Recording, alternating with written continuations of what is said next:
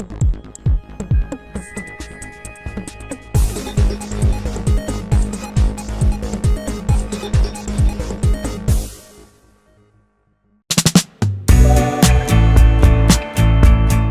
meinem heutigen Video wird Thomas berichten, wie er sein Wohnmobil umgerüstet hat und gasfrei gemacht hat.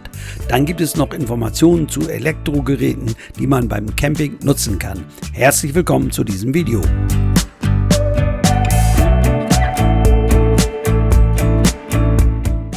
Wo sind wir? Und zwar in Dinkelsbühl. Habe ich ja schon im letzten Video darüber berichtet, über diese schöne Altstadt.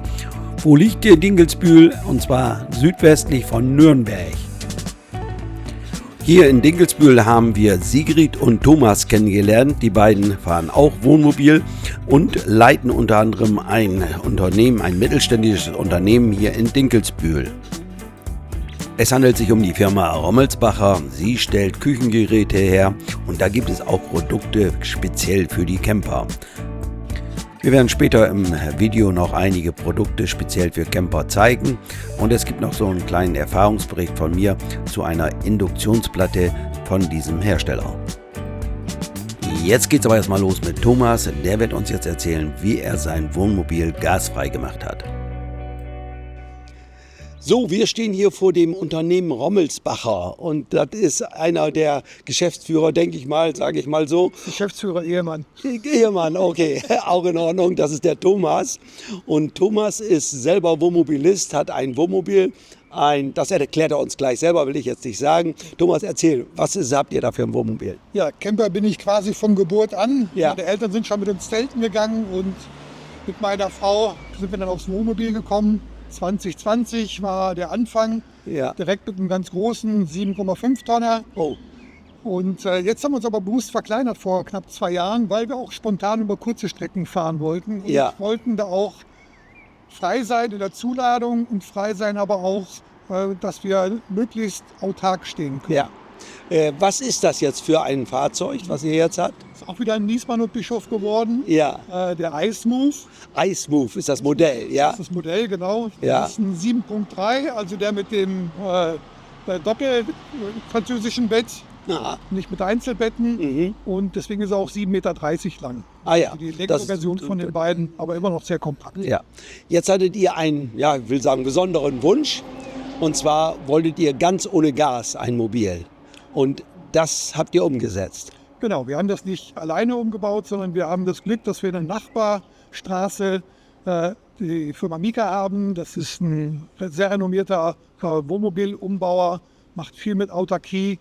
Und mit ihm sind wir auch schon lange in Kontakt, komme ich gleich noch zu, denn der hat uns auf das ganze Thema elektrisches Kochen und Autarkie im Wohnmobil so richtig aufmerksam gemacht. Ja.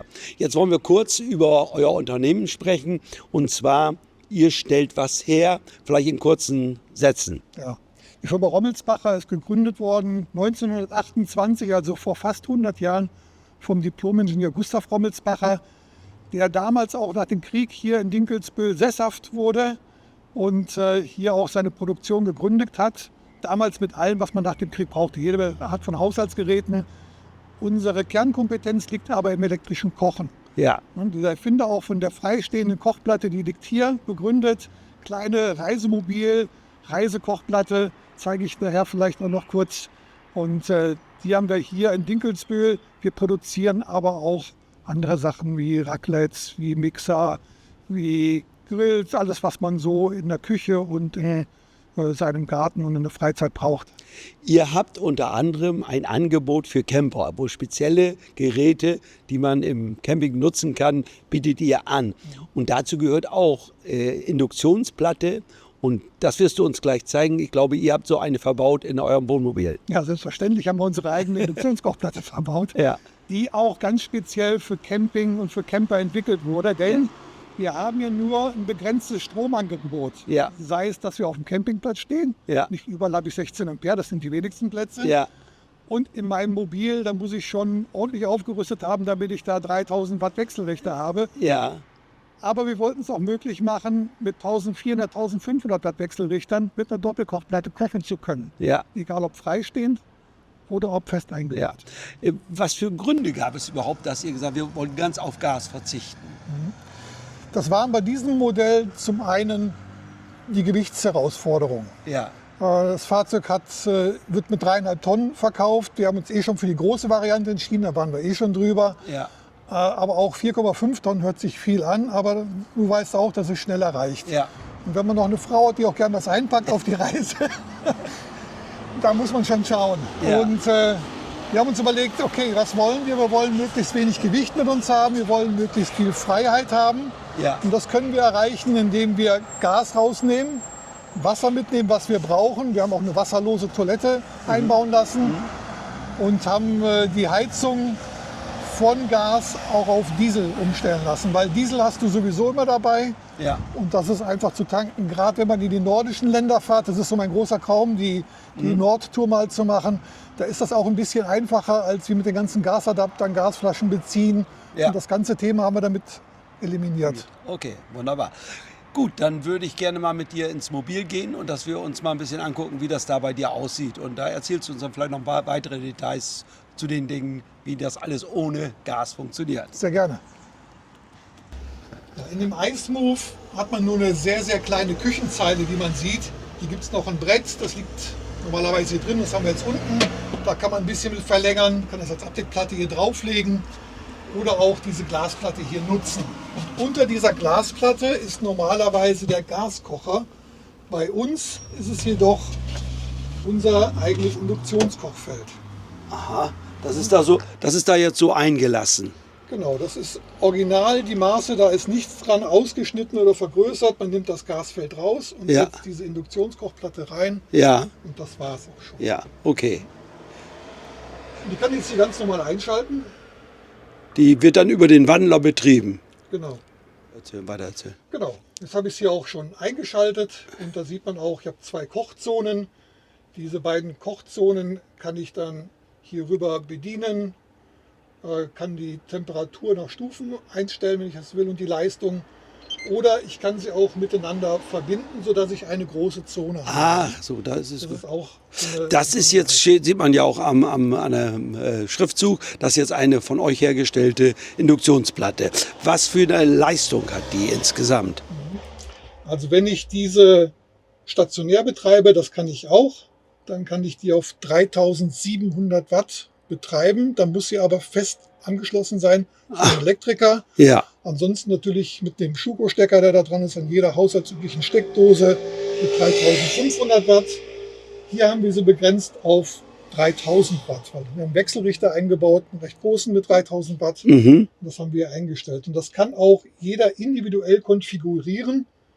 Denn diese Speicherung, die ich hier einmal vornehme, die bleibt dauerhaft drin. Ich Ja. kann sie aber auch je nach Situation verändern. Mhm. Heißt, wenn ich Landstrom habe und ich stecke ein, dann kann ich hier durchaus noch mit 3500 Watt kochen. Ja, Habe ich in Anführungszeichen nur einen 2000 Watt Wechselrichter, dann stelle ich ihn halt runter auf 2000 Watt. Ich komme also nie in die Verlegenheit, dass ich den Wechselrichter in Stress bringe. ah ja, okay.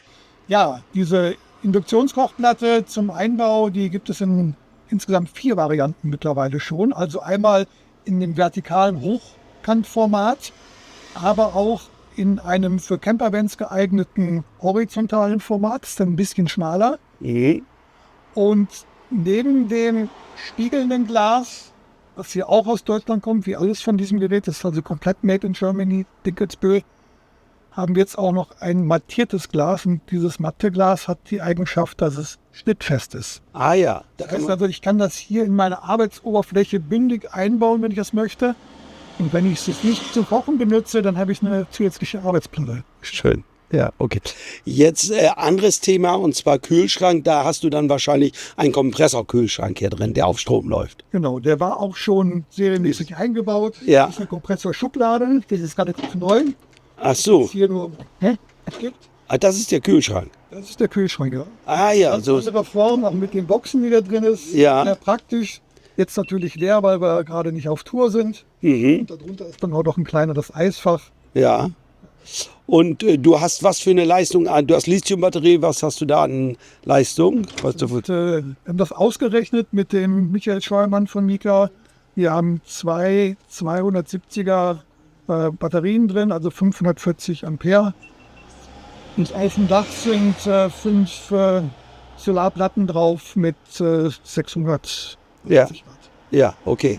Ja, und damit hast du die Erfahrung gemacht, kommt ihr aus. Auch mit dem Kochen, alles klappt. Also er hatte mir gesagt, wenn ich das so einbaue, ich wollte ja natürlich noch mehr haben, will immer Reserve haben, sagt dann, nein, mach's nicht, es reicht. Ja. Nachrüsten kann ich dir immer. Und da hat er gesagt, du brauchst keinen Stecker mehr einstecken, wenn du draußen bist. Nee. Das garantiere ich dir, es sei denn, du stehst 3 Wochen unterm Baum. Ja. Und recht hat er gehabt. Ja, ja. Aber erst, wo ich im Winter in die Halle gefahren bin, da macht man natürlich ein bisschen eine Haltungsladung ab und zu. Ja. Aber ich stehe sonst wirklich komplett autark. Ja, schön. Das hört sich gut an. Speziell hier in eurem Wohnmobil ist auch die Toilette. Was heißt speziell? Aber haben andere auch. Aber erzähl, Thomas, was ist es? Ja, zur Autarkie gehört natürlich auch, dass man auch ohne Wasser möglichst oder mit wenig Wasser lange auskommt. Und deswegen haben wir uns damals auch dazu entschieden, nicht nur von der Gewichtsersparnis wenig Wasser mitzunehmen, sondern auch wenig zu verbrauchen. Und deswegen haben wir uns dann die Folientoilette von Clesana einbauen lassen. Ich weiß, da gehen die Meinungen auseinander. Es bedarf auch erstmal so einer kleinen Überwindung, dass man da sagt, na, da ist aber nur ein Beutel drin. Aber nach ganz kurzer Zeit ist das wie zu Hause. Und es ist eine saubere Geschichte. Es kommt ja auch aus dem Bereich, aus dem Gesundheitsbereich. Da kam die ganze Sache her, Hygiene. Deswegen sind wir da ohne Störungen, ohne Probleme bei der Entsorgung sehr zufrieden. Wir haben noch keinen Platz gesehen, wo es verboten war. Wir wissen aber, dass es kommuniziert wird. Und da, wo es uns begegnen würde, nehmen wir natürlich Rücksicht, denn diese Beutel bleiben sehr, sehr lange auch nicht nur verschlossen, sondern auch geruchsundurchlässig. Und das ist natürlich sehr wichtig, weil wenn ich irgendwo mal 3 Tage stehe, ich kann dort nicht entsorgen, dann habe ich einen separaten Eimer, der steht hinten in der Heckgarage drin. Ja. Und da wird es dann halt zwischengelagert. Aber wie gesagt, wir sind da bis jetzt sehr, sehr zufrieden, haben da auch keine negativen Erfahrungen gemacht. Weder im Betrieb noch in der Entsorgung. Wunderbar. Was wir als wichtig ist, dass man diese Absorber benutzt. Ob die jetzt von Clesana sind oder ob das ein Pulver ist, was ich mir irgendwo online bestelle, ist egal.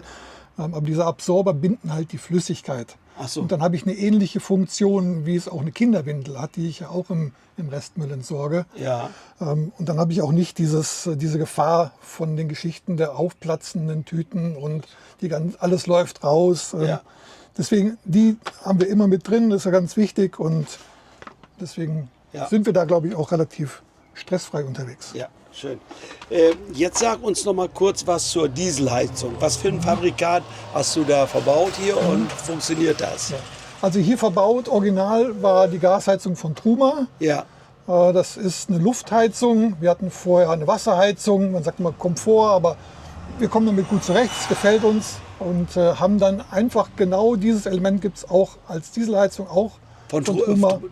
Genau, haben wir 1:1 austauschen lassen, ist hier unter der Sitzbank original wieder verbaut. Ja. Und funktioniert auch von der Bedienung her genauso wie vorher die Gasheizung. Ja, früher hat man, oder vor vielen Jahren war es immer so, da konnte man es draußen riechen, wenn neben einem einer stand, der mit Diesel da heizte. Wie ist es heute bei diesen modernen? Man muss ganz ehrlich sein, ich höre sie etwas lauter als eine Gasheizung und ich rieche sie auch anders als eine Gasheizung. Wir haben aber noch nie mit irgendeinem Nachbarn deswegen Probleme gehabt, weil normalerweise zieht es ja auch nach oben ab. Es ist immer die Frage, wo stehe ich, wann stehe ich, wie eng stehe ich. Ja.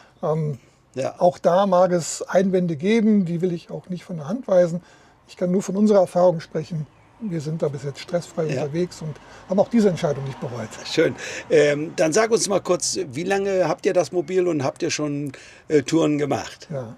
Wir haben das Mobil seit 2024, seit September und sind im Oktober direkt mal auf große Frankreich, Portugal, Spanien-Tour gegangen. Ja. 6000 Kilometer am Stück. Ja. Und hatten hier noch das letzte Modell mit dem 9-Gang-Automatikgetriebe von ZF, was ja auch so ein bisschen negativ aufgefallen ist durch einige Ausfälle, was mich persönlich auch nervös gemacht hat. Und es gab dann auch eine Rückrufaktion. Ich habe dabei auf meine Kosten das Getriebe wechseln lassen. Ich wollte wissen, was ist los. Da hat er auch schon 8000 Kilometer drauf gehabt. Und es war alles okay. Und an der Stelle muss man auch sagen, jeder einzelne Fall ist einer zu viel, gar keine Frage. Es trifft dich dann, wenn du in die schönste Zeit deines Lebens oder zumindest deines Jahres fahren willst. Aus Informationen von Fiat weiß ich, dass es ca. 5% der Fahrzeuge betroffen hat. Das ist statistisch gesehen nicht viel, aber jedes Einzelne macht natürlich bei der verkauften Menge auch was aus. Ja. Deswegen, das hat mich alles wieder sehr beruhigt und schaltet hervorragend und wir sind sehr, sehr zufrieden mit dem Fahrzeug. Ja. Gut, Thomas, jetzt dürfen wir vielleicht gleich nochmal in eure Ausstellung gehen und da nochmal ein paar Bilder machen. Ja. Und du erklärst uns vielleicht, was ihr anbietet für Camper und welche Produkte ihr da habt. Sehr gerne. Und die sind natürlich alle bei uns auch praxiserprobt. Ja, und ihr habt, werden wir gleich auch sehen, ihr habt direkt einen Shop hier vor Ort. Man kann nicht nur online bestellen, man kann auch direkt hier zum Shop kommen. Ich habe gerade vorhin einen Camper gesehen, der stand hier vor der Tür bei euch und kann hier in dem Shop direkt einkaufen und sich beraten lassen. Ja, also wir haben zum einen den Werksverkauf hier an unserer Betriebsstätte in Dinkelsbühl, wo wir auch herstellen. Und wir haben natürlich auch einen eigenen Webshop, der auf der Seite von Rommelsbacher dann auch mit integriert ist. Ja. Okay, danke. Dann gehen wir gleich mal rüber. Sehr gerne.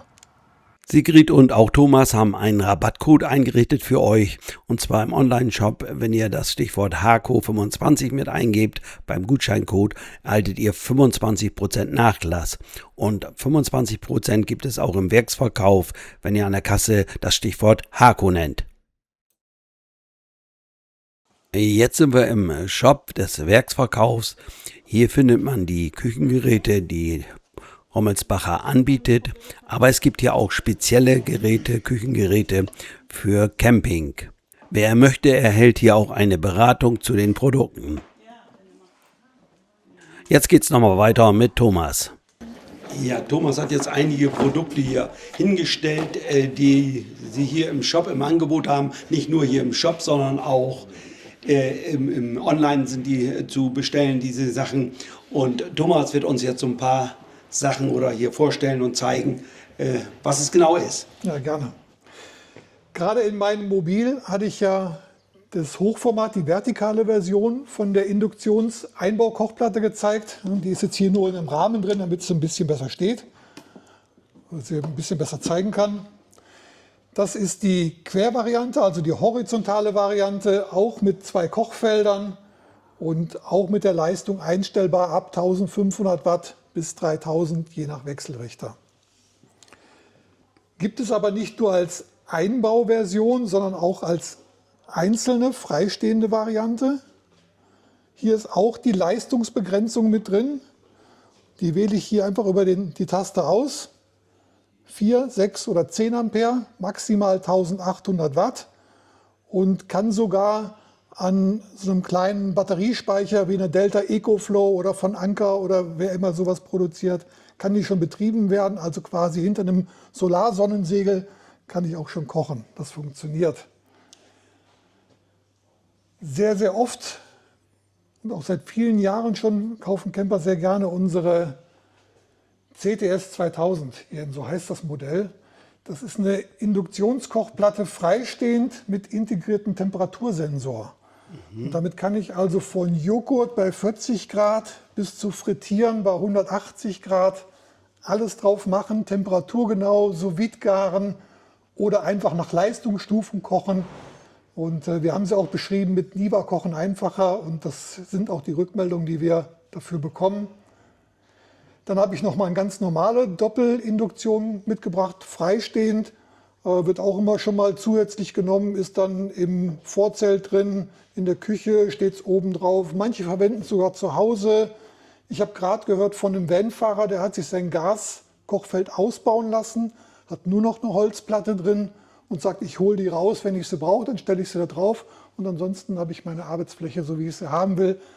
Vieles ist möglich, es liegt immer an dem Einzelnen, was passt zu mir und wie möchte ich es gerne haben. Ganz neu, wird jetzt ab Juli erst verfügbar sein, ist unser Wasserkocher. Der kleine Bruder oder die kleine Schwester von unserem Großen, von dem mit 3000 Watt, das ist eine mit 1000. Der Große ist Siegerstiftung Warentest geworden. Wir hoffen, der wird es auch wieder. Das Besondere an ihm ist, er hat maximal 1000 Watt, kann also auf jedem Campingplatz betrieben werden.